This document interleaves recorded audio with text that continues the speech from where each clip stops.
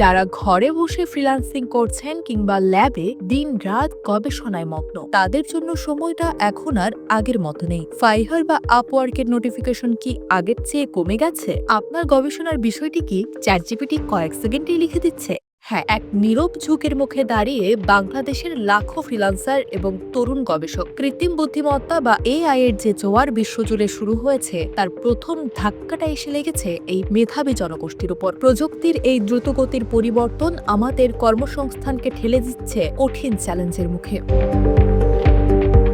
বাংলাদেশের অর্থনীতির অন্যতম চালিকা শক্তি আমাদের ফ্রিল্যান্সাররা, কিন্তু বিশ্লেষকরা বলছেন গত কয়েক দশকে এমন বড় পরিবর্তন আর আসেনি। আগে আমাদের ফ্রিল্যান্সাররা ডাটা এন্ট্রি, সাধারণ গ্রাফিক ডিজাইন কিংবা কন্টেন্ট রাইটিং এর যে কাজগুলো করতেন, এখন সেই কাজগুলো অনায়াসেই করে ফেলছে এআই এজেন্ট। গ্রাহকরা আর মানুষের জন্য অপেক্ষা করতে চাইছে না।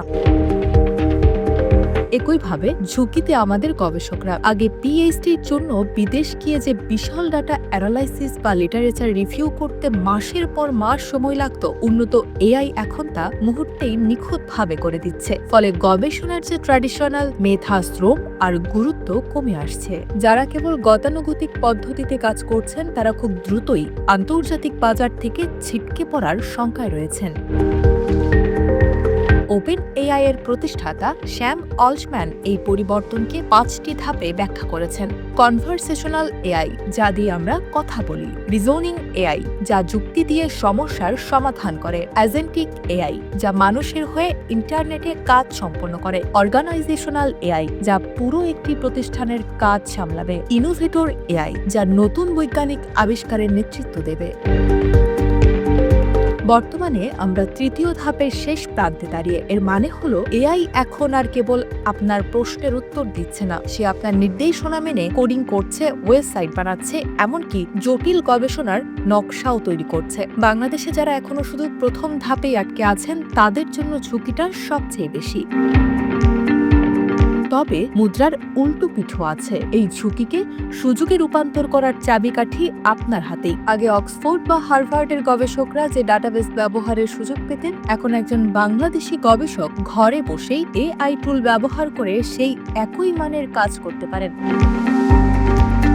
একজন ফ্রিল্যান্সার এখন আর একা নন। এআই টুল ব্যবহার করে তিনি এখন 10 জনের সমান আউটপুট দিতে পারেন। আপনি যদি একজন লেখক হন, তবে এআই কে আপনার সহকারী হিসেবে ব্যবহার করুন। আপনি যদি প্রোগ্রামার হন, তবে এআই এজেন্ট ব্যবহার করে বড় প্রজেক্ট দ্রুত শেষ করা শিখুন। N8N, LangDAV বা Crew AI এর মতো প্রযুক্তিগুলো এখন আর বিলাসিতা নয়, এগুলো টিকে থাকার হাতিয়ার।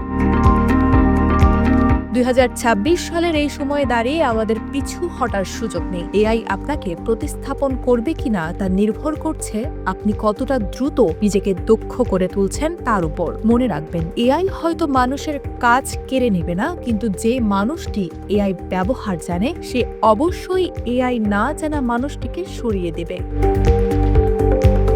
ঝুঁকি আছে ঠিকই, কিন্তু প্রস্তুতির মাধ্যমেই সেই ঝুঁকি জয় করে বিশ্বমঞ্চে টিকে থাকতে হবে বাংলাদেশের ফ্রিল্যান্সার ও গবেষকদের। সময় এখন নিজেকে নতুন করে গড়ার।